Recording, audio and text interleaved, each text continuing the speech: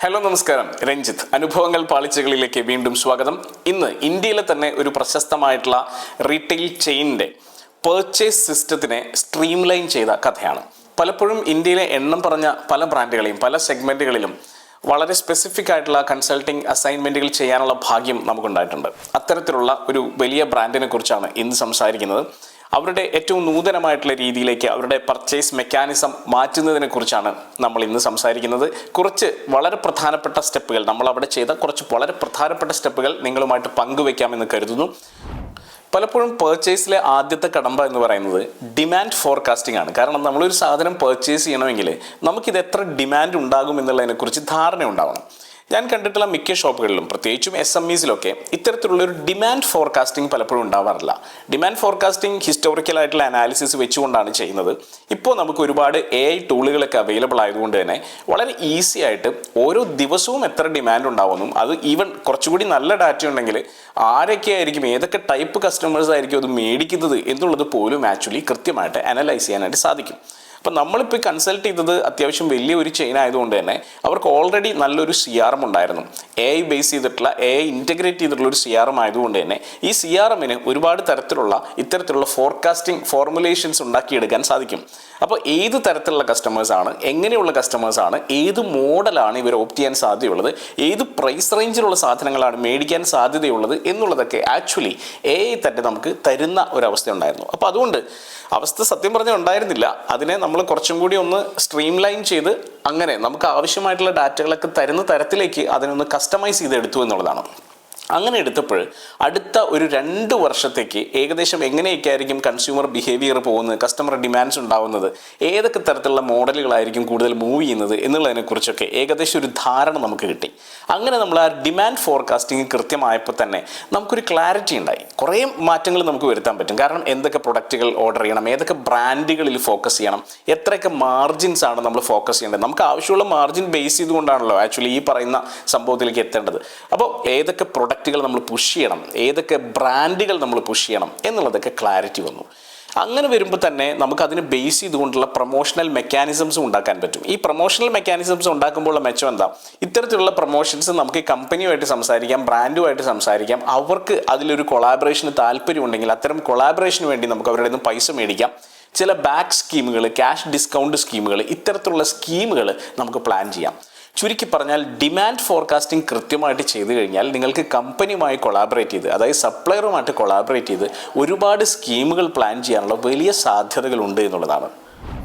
അടുത്തത് സപ്ലയർ കൺസോളിഡേഷനിലും നെഗോഷിയേഷനിലും ഇത് വലിയ പങ്ക് വഹിക്കുന്നു എന്നുള്ളതാണ്. കാരണം പലതരത്തിലുള്ള സപ്ലയേഴ്സ് ഉണ്ടാവും, പല രീതിയിലുള്ള സപ്ലയേഴ്സ് ഉണ്ടാവും, പല ജോഗ്രഫിക്കൽ ടെറൈനിലുള്ള സപ്ലയേഴ്സ് ഉണ്ടാവും, പല ടേംസുള്ള സപ്ലയേഴ്സ് ഉണ്ടാവും. അപ്പോൾ ഇവരെല്ലാം കൃത്യമായിട്ട് അനലൈസ് ചെയ്തുകൊണ്ട് ഏറ്റവും നല്ല രീതിയിൽ ഇവരുമായിട്ട് കണക്ട് ചെയ്തിട്ട് ഒരു ലോങ് ടേം റിലേഷൻസ് ഉണ്ടാക്കിയിട്ട് ആക്ച്വലി കൃത്യമായിട്ടുള്ള ടേംസും നെഗോഷിയേഷൻസും നടത്താനും ആക്ച്വലി ഈ ഡിമാൻഡ് ഫോർകാസ്റ്റിംഗ് നമ്മളെ സഹായിക്കുന്നുണ്ട്. അതുപോലെ തന്നെ എഗ്രിമെൻറ്റിൽ മസ്റ്റായിട്ട് നമ്മൾ ഉപയോഗിക്കേണ്ട ചില കാര്യങ്ങളാണ്. അവിടെ ഡൈനാമിക് പ്രൈസ് എഗ്രിമെൻറ്റ്, ചിലപ്പോൾ മാർക്കറ്റ് ട്രെൻഡിനനുസരിച്ച് ഡൈനാമിക് പ്രൈസിങ് കൊണ്ടുവരേണ്ടി വരും. അപ്പോൾ അത്തരത്തിലുള്ളൊരു എഗ്രിമെൻ്റൊക്കെ ആക്ച്വലി നമ്മൾ സൈൻ ചെയ്തിട്ടുണ്ടായിരുന്നു. അപ്പോൾ അതുകൊണ്ട് തന്നെ കാലാകാലങ്ങളിൽ ഈ പ്രൈസിങ്ങിനെ കുറിച്ചിട്ടുള്ള മ്യൂച്വൽ കൺസെൻറ്റോടുകൂടി പ്രൈസിങ്ങിൽ മാറ്റം വരുത്താനുള്ള ഒരു സംവിധാനവും, അല്ലെങ്കിൽ ചിലപ്പം ഈ MOP എന്നൊക്കെ പറയുന്ന മാക്സിമം ഓഫർ പ്രൈസ് എന്നൊക്കെ പറയുന്ന സംഭവങ്ങളുണ്ട്, അതിനകത്ത് ആവശ്യമായിട്ടുള്ള മാറ്റങ്ങൾ വരുത്താനുള്ള സംവിധാനങ്ങളുമൊക്കെ ആക്ച്വലി ഇത്തരത്തിൽ ചില ബ്രാൻഡുകളുമായിട്ട്, ഇപ്പോൾ ഒരുപാട് ബ്രാൻഡുകൾ ഉണ്ടാവില്ല. ഇപ്പോൾ ഹോം അപ്ലയൻസ് ഒക്കെ ആകുമ്പോൾ ഒരുപാട് ബ്രാൻഡുകളുണ്ട്, 30, 40, 50 ബ്രാൻഡുകളൊക്കെ ഉണ്ടാവും. അപ്പോൾ ഇത്തരം ബ്രാൻഡുകളുമായിട്ട് സംസാരിക്കുമ്പോൾ ഒരേ സാധനം, ഇപ്പോൾ എയർ കണ്ടീഷണർ മാത്രം എടുത്തു കഴിഞ്ഞാൽ ഇത്രയും ബ്രാൻഡുകളുണ്ട്. ഇതിൽ ഏത് ബ്രാൻഡിനാണ് നമ്മൾ കൂടുതൽ ഫോക്കസ് കൊടുക്കേണ്ടത്, ഏതാണ് നമുക്ക് കൂടുതൽ GP തരിക, അപ്പോൾ ഏത് ടൈപ്പ് കസ്റ്റമേഴ്സാണ് നമ്മളിലേക്ക് വരും. അപ്പോൾ ഇതെല്ലാം കൺസിഡർ ചെയ്തിട്ട് വേണം ഏത് ബ്രാൻഡ് ഫോക്കസ് ചെയ്യണമെന്ന് നമ്മൾ തീരുമാനിക്കാൻ. കസ്റ്റമറിനെ മാത്രം നമുക്ക് ഫോക്കസ് ചെയ്താൽ പോരാ, നമുക്ക് എത്ര GP കിട്ടും, അത് നമുക്ക് എത്ര NP കിട്ടും, നമുക്കിത് മാർക്കറ്റ് ചെയ്യാൻ പോസിബിൾ ആണോ എന്നുള്ളതൊക്കെ. അപ്പോൾ ചുരുക്കി പറഞ്ഞാൽ ഇത്തരത്തിലുള്ള ഒരു തീരുമാനം, ഒരു ഡിസിഷൻ മേക്കിംഗ് പ്രോസസ്സ് നമ്മൾ സെറ്റ് ചെയ്തു എന്നുള്ളതാണ് ഇവിടുത്തെ ഏറ്റവും പ്രധാനപ്പെട്ട കാര്യം. അപ്പം അതിനെ CRM ആയിട്ട് കസ്റ്റമൈസ് ചെയ്ത് ഡാറ്റ മൈനിങ്ങും ഡാറ്റ അനലിറ്റിക്സും ഒക്കെ കൃത്യമായിട്ട് തയ്യാറാക്കി കൃത്യമായിട്ട് ഒരു ബ്രാൻഡിലേക്ക് എത്തുകയും ആ ബ്രാൻഡിന് വേണ്ടിയിട്ടുള്ള ഒരു സ്ട്രാറ്റജി വർക്കൗട്ട് ചെയ്യും, അതിൻ്റെ ഒരു പ്രൊമോഷണൽ മെത്തേഡ്സ് നമ്മൾ ഡെവലപ്പ് ചെയ്യുകയും ഒക്കെ ചെയ്തു. അടുത്തത് പ്രൊക്യൂർമെൻറ്റ്. വലിയ റീറ്റെയിൽ ചെയിൻ ആയിരുന്നെങ്കിൽ പോലും പ്രൊക്യൂർമെൻറ്റ് പലപ്പോഴും വളരെ മാനുവലായിട്ടുള്ള പഴയ രീതിയിൽ തന്നെയായിരുന്നു. കാരണം ഒരു ട്രഡീഷണൽ രീതിയിൽ തന്നെയായിരുന്നു ബാക്ക് എൻഡിൽ പോയിരുന്നത്. അപ്പം ഡിജിറ്റൽ ആയിട്ടുള്ള ഓട്ടോമേറ്റഡ് ആയിട്ടുള്ള പ്രൊക്യൂർമെൻറ്റ് പ്രോസസ്സ് അവിടെ ഇംപ്ലിമെൻറ്റ് ചെയ്യാനായിട്ട് തീരുമാനിച്ചു. അതിനുവേണ്ടി ഓട്ടോമേറ്റഡ് ആയിട്ടുള്ള ഒരു ERP നമ്മൾ സെലക്ട് ചെയ്തു. ഓൾറെഡി ആ ERP ഉണ്ടായിരുന്നു, പക്ഷേ ആ ERPയിൽ ആ ഒരു പെർട്ടിക്കുലർ ഫീച്ചർ ആക്ടിവേറ്റഡ് ആയിരുന്നില്ല. അപ്പോൾ അതുകൊണ്ട് തന്നെ ഓട്ടോമേറ്റഡ് ആയിട്ട്, കാരണം സ്റ്റോക്കുകളും ബഫർ സ്റ്റോക്കുകളും എല്ലാം കൃത്യമായിട്ട് സെറ്റ് ചെയ്തതിന് ശേഷം റീഓർഡർ ലെവലുകളൊക്കെ സെറ്റ് ചെയ്തിട്ട് ഓട്ടോമാറ്റിക്കലി ഓർഡർ പ്ലേസ്ഡ് ആവുന്ന രീതിയിലേക്ക് ഇതിനെ പ്ലാൻ ചെയ്തു. ഇതെല്ലാം പോസിബിളാണ്.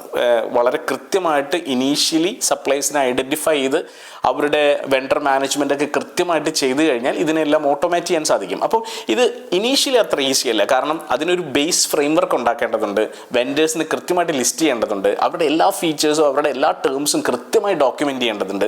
അതിനുശേഷം നമുക്കിത് ഓട്ടോമേറ്റ് ചെയ്യാൻ സാധിക്കും. ഇപ്പോൾ ഈ ഒരു പ്രോസസ്സ് ഞങ്ങൾ ഏകദേശം ഒരു വർഷം കൊണ്ടാണ് ചെയ്തത്. കാരണം ഒറ്റയടിക്കൊന്നും ചെയ്യാൻ പറ്റില്ല. പർച്ചേസ് എന്ന് പറയുന്ന ഈ ഒരൊറ്റ കാര്യം മാത്രം ഒരു വർഷം കൊണ്ടാണ് ഇത് പ്രോസസ്സ് ചെയ്തെടുക്കുന്നത്. പക്ഷേ ഈ ഒരു വർഷം കൊണ്ട് ഇവർക്ക് ഉണ്ടാകുന്ന ലാഭം എന്ന് പറയുന്നത് കോടികളുടെ ലാഭമാണ്. അപ്പം പർച്ചേസ് പ്രോസസ്സ് നിങ്ങൾ സ്ട്രീംലൈൻ ചെയ്ത് കഴിഞ്ഞാൽ തീർച്ചയായിട്ടും ഉണ്ടാകാൻ പോകുന്നത് വലിയ മാറ്റമാണ് നിങ്ങളുടെ ബിസിനസ്സിനകത്ത്. അതുപോലെ തന്നെ നമ്മൾ ശരിക്കും പറഞ്ഞു കഴിഞ്ഞാൽ ഫ്ലോറിനകത്ത് ഈ കസ്റ്റമർ ട്രെൻഡ്സ് അനലൈസ് ചെയ്യാനുള്ള സംവിധാനങ്ങൾ, പുതിയ ചില സെൻസറുകൾ, അത് ഇപ്പോഴും അവിടെ വരുന്ന കസ്റ്റമേഴ്സിന് അറിയുന്നുണ്ടാവില്ല. ചില AI സെൻസറുകൾ, കസ്റ്റമേഴ്സ് മൂവ് ചെയ്യുന്ന പാതകൾ, ഇതെല്ലാം കൃത്യമായി മനസ്സിലാക്കി മെർച്ചൻഡൈസിങ്ങിൽ മാറ്റങ്ങൾ വരുത്തി.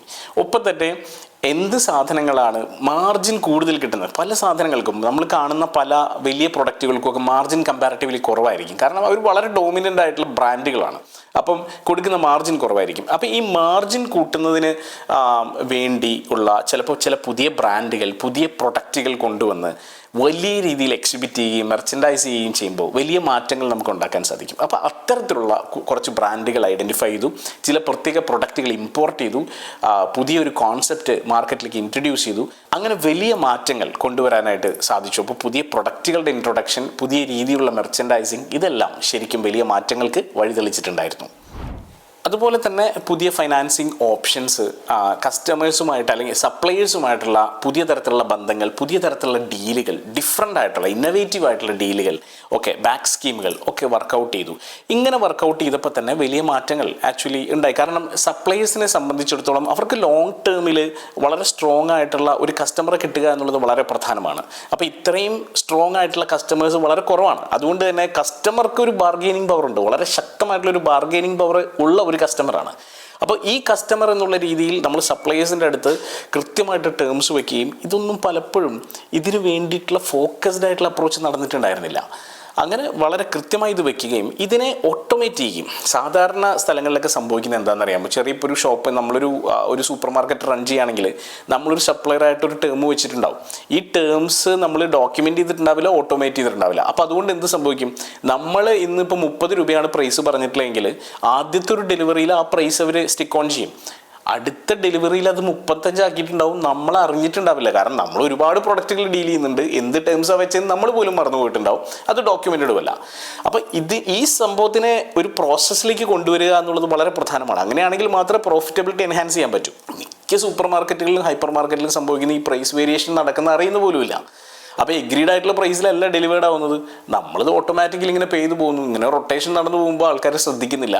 End of the day profit margin അത് അഫക്റ്റ് ചെയ്യുന്നുണ്ട്. അപ്പം ഈ പർച്ചേസ് എന്ന് പറയുന്ന ഒരൊറ്റ കാര്യം സ്ട്രീം ലൈൻ ചെയ്തുകൊണ്ട് ഏകദേശം ഒരു വർഷത്തെ പ്രോസസ്സായിരുന്നു. കംപ്ലീറ്റ്ലി ഓട്ടോമേറ്റഡ് ആക്കി AI ഡ്രിവൺ ആയിട്ടുള്ളൊരു സംവിധാനത്തിലേക്ക് കൊണ്ടുവന്ന് ഇതിനെ ഒരു സ്ട്രോങ്ങർ ആയിട്ടുള്ളൊരു സെറ്റപ്പിലേക്ക് കൊണ്ടുപോകാനായിട്ട് നമുക്ക് സാധിച്ചു. തീർച്ചയായിട്ടും ഇത്തരത്തിലുള്ള വലിയ പ്രൊജക്റ്റുകൾ ചെയ്യുന്നത് നമുക്ക് വലിയൊരു എക്സ്പോഷറാണ്, നമുക്ക് വലിയ കോൺഫിഡൻസ് തരുന്ന കാര്യമാണ്. അപ്പോൾ ഇത് നമ്മൾ പലപ്പോഴും ഇത്തരത്തിലുള്ള കോൺസെപ്റ്റുകൾ ചെറിയ സ്ഥലങ്ങളിൽ, ഇത്രയും വലിയ രീതിയിലല്ല, ചെറിയ സ്ഥലങ്ങളിൽ കുറച്ചൊക്കെ ഒരു സെമി ഓട്ടോമേറ്റഡ് പ്രോസസ്സ് എന്നുള്ള രീതിയിൽ ഇംപ്ലിമെൻറ്റ് ചെയ്ത് വരുന്നുണ്ട്. കേരളത്തിലുള്ള പല ഹൈപ്പർ മാർക്കറ്റുകളിലും നമ്മളിത് ചെയ്യുന്നുണ്ട്, ഹോം അപ്ലയൻസ് ഷോപ്പുകളിൽ നമ്മളിത് ചെയ്യുന്നുണ്ട്. ഇതൊക്കെ വലിയ മാറ്റങ്ങൾ ഇത്തരത്തിലുള്ള ഷോപ്പുകളിൽ ഉണ്ടാക്കുന്നുണ്ട്.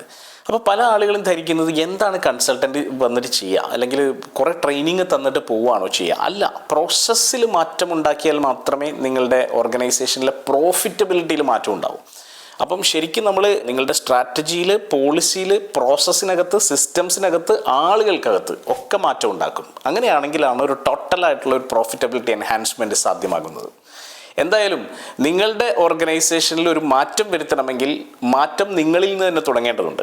അപ്പം മാറി ചിന്തിച്ചു തുടങ്ങിക്കോളൂ. All the best.